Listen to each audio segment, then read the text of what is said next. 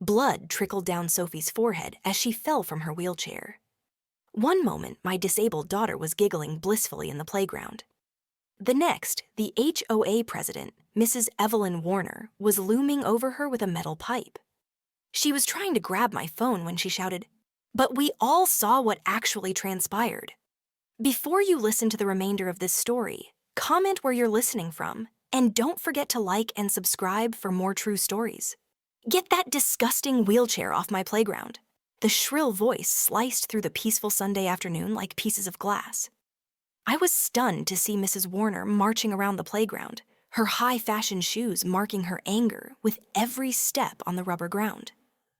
Sophie, barely 11, braked hard in her wheelchair. Her smile vanished. She had already realized that a lot of people didn't see her as she actually was, a talented, beautiful child, but only saw her disability. "Excuse me?" I said, moving in between Mrs. Warner and Sophie to protect her. "You heard me," she snarled, pointing towards the adaptive swing. "These facilities are not for her kind. This playground is for regular children." The morning had begun so promisingly. Sophie had been pestering to visit this new neighborhood playground that had just been built for weeks. It had taken us effort, coping with her spina bifida, ensuring that her braces were in place, remembering to administer her medication. But we were there. I had packed her favorite snacks and wheeled her into her chair. By the time we arrived, the playground was crowded with laughter and activity. Sophie had been naturally attracted to the adaptive swing, the only one that was accessible for children with physical disabilities. "Push me up high, Daddy. I want to reach the clouds," she had giggled, unadulterated joy spreading across her face. She soared for 20 glorious minutes. Her laughter carried out across the playground, infecting parents nearby with smiles. For a brief moment, she wasn't a child with a disability. She was just a child, until Mrs. Warner arrived. "These swings are toddlers' swings, not hers," she growled. "She's too heavy. Other children deserve a turn." I looked around. No one was waiting. 3 regular swings were empty. "My daughter can't use those safely," I explained, staying calm. "This is the only swing she can use." "I don't care," snapped Mrs. Warner at me. "Rules are rules. HOA rules state no child may use equipment for longer than 15 minutes if there are other children waiting." "But nobody is waiting," I reminded her. "That's not the point. Your daughter is too old for this part. You read the sign." I caught a small sign at the rear of a shrub. It did say ages 2 to 5. If that adjustable swing was all they had on the entire playground for kids like Sophie, though, then that's not much help to her. Where is she supposed to play then? Not my responsibility. I'm enforcing the rules. Everybody signed up to them. Sophie started crying. "I'm sorry, Daddy. I don't want to break the rules." "You're not doing anything wrong, sweetheart," I said to her, glaring at Mrs. Warner. "Yes, she is," Mrs. Warner responded, picking up her phone. "This is an infraction. You'll be fined." Several other parents had gathered to observe. Some looked uneasy. No one intervened. "We'll leave the swing," I said, unwilling to anger Sophie further. "But she has as much right to be here as any other child." As I rolled Sophie off the swing, Mrs. Warner kept pounding out texts on her phone. "This isn't the first time your family's disobeyed," she growled. "That ramp on your front door doesn't meet approved colors. Those medical deliveries are disruptive." I stood agog. Trying to protect Sophie, I rolled her toward the sandbox, one of very few usable areas. A concrete ramp led you right there. But Mrs. Warner would not give up. "That part is for toddlers. Wheelchairs kill the hypoallergenic sand. That sand costs thousands of dollars." I turned around to confront her. "My daughter has a complete right to play here. Leave us alone." "Watch your attitude," she snarled. "I can revoke your HOA privileges." Sophie began to cry, softly, tears streaming down her face.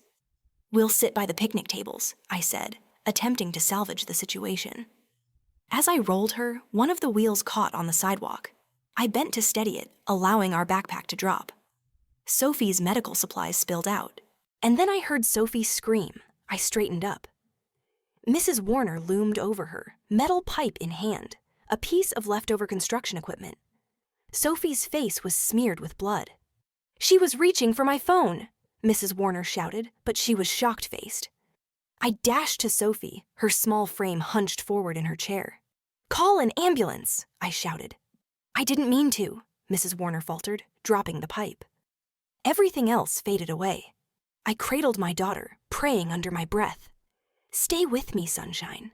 Help is coming." Paramedics arrived in minutes. A stranger pressed a towel into my hand. I pressed it against Sophie's wound. "I taped the whole thing," said Sophie's father, a retired minister. "She struck the girl with a pipe." The police came. As we rode away in the ambulance, I watched Mrs. Warner being cuffed once more. In the hospital, Sophie was taken into the secure area for surgery. Hours passed before the surgeon came out. "She's stable," he said, "but she suffered a severe head injury.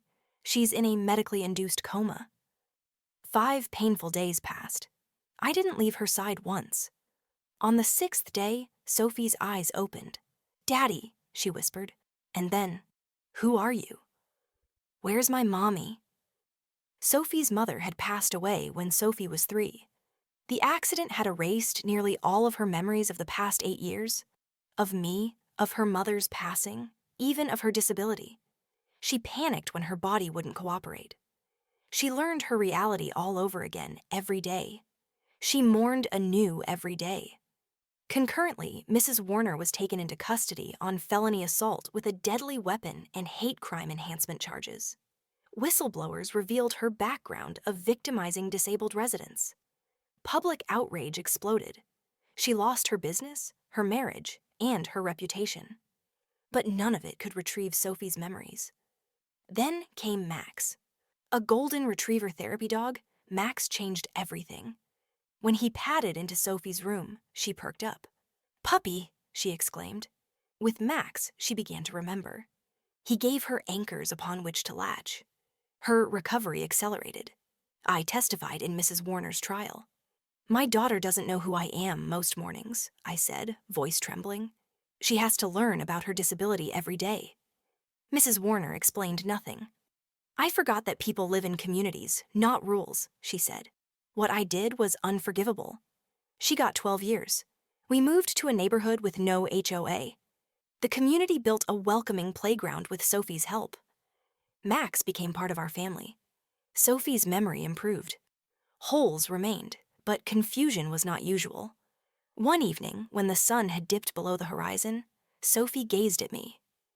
"Did I like swings before the bad lady hurt me, Daddy?" "You loved them, sunshine.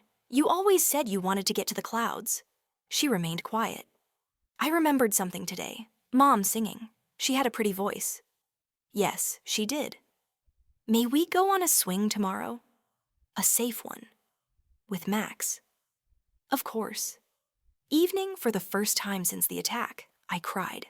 Not with despair, but with hope. 3 years later, Mrs. Warner was released early on good behavior. She started a non-profit group for accessible playgrounds. She never contacted us. But I heard about her work. Sophie was 14 last week. She no longer regards me with uncertainty, as if she's asking herself who I am. The loss of her mother is a tender pain now.